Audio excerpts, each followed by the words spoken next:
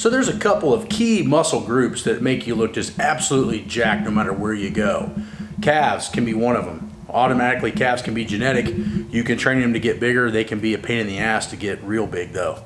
The other one is just a massive upper back and shoulders. If you have a big back and a big pair of shoulders, you just look huge walking at the mall. But there's one, which is massive forearms, that tells everybody that you mean business. And usually that comes with a really strong handshake and usually some big lifts. And today we're gonna go over massive forearms.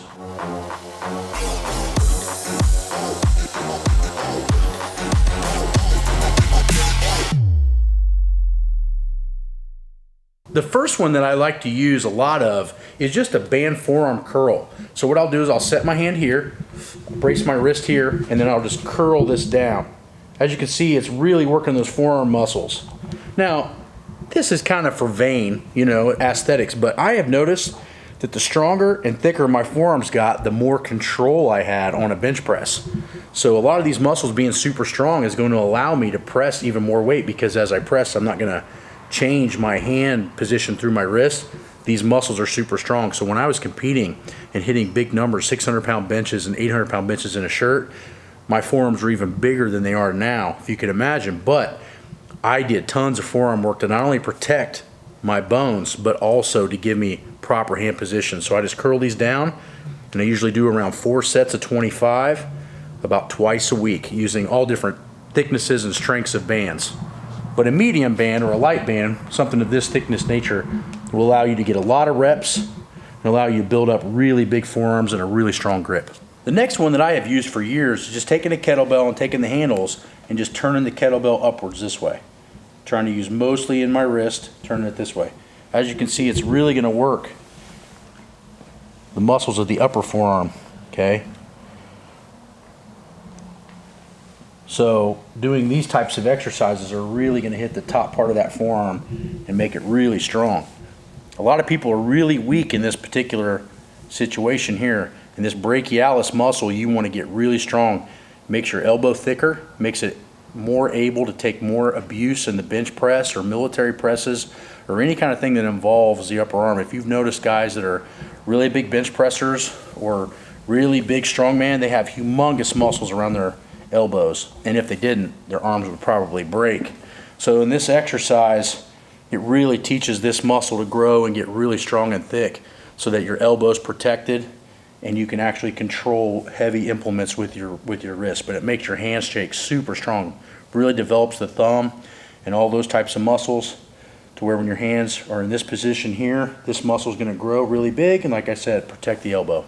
The next big thing is just putting fat grips on all these different types of implements. So we have 2 different size dumbbells here. We have, a 20 or 15 here, and we have, I think, a 65 or something here, 60. So the thing of it is, when I make things that are fat handles, when I pick up this 60, it has made it immensely hard on my forearm to even hold even a 60-pound dumbbell. So training with fat handles, if you don't have the money to buy a bunch of different fat implements, you can get these that just come off and you can put them on almost anything. As you can see, they just open up and you put them on a normal size bar. Those are amazing to have if you have limited equipment or limited money. You can turn almost anything into a fat grip. But training with fat handle type implements is huge to not only gaining massive amounts of hand strength for lifting, but also creating massive forearms.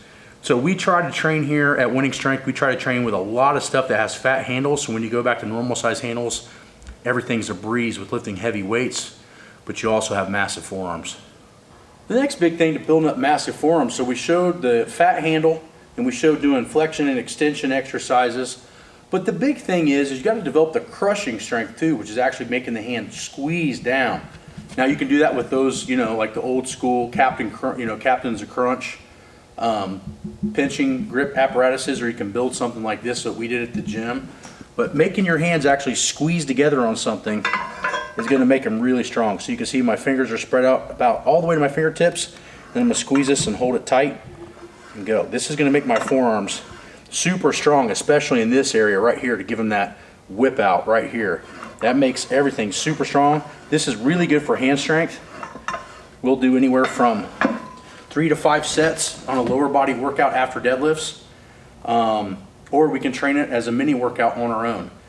The key is though with the crushing stuff is you have to be very careful, because if you wear your hands out with too much crushing, it's going to hurt your ability to deadlift and do those other types of movements because you've already pre-fatigued your hands.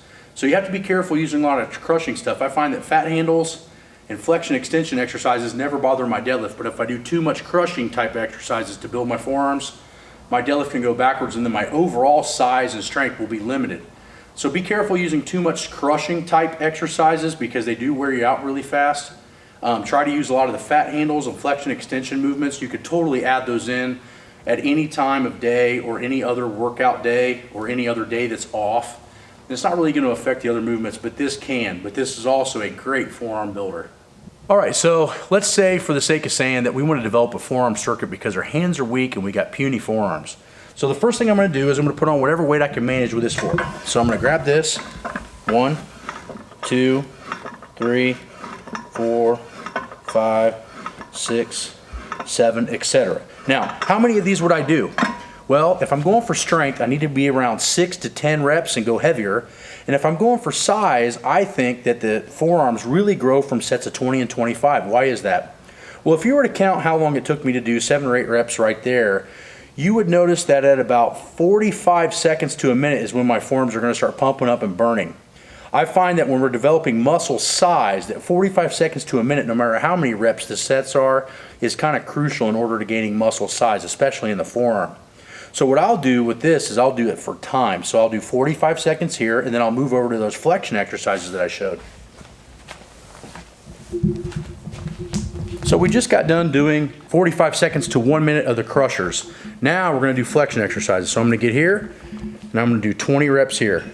4, 6, 7. You can see my forearms are already starting to get really veiny just from doing that little bit that I just did. Then I'll flip over to the other side.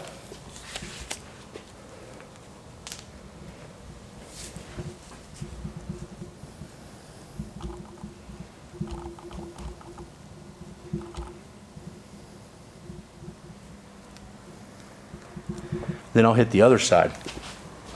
Usually the other side is going to be a lot weaker. So what I'll do is I'll take the band this way, and I'll just curl it backwards like this. Kind of the same thing we were kind of doing with the kettlebell. But as you know, I like to mix things up.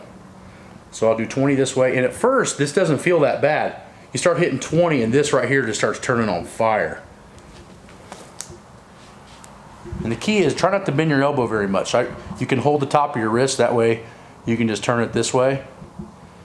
But remember that the forearms like volume. Now yes, intensity and lifting heavy weights will make your forearms bigger, but volume is really where you get that massive size.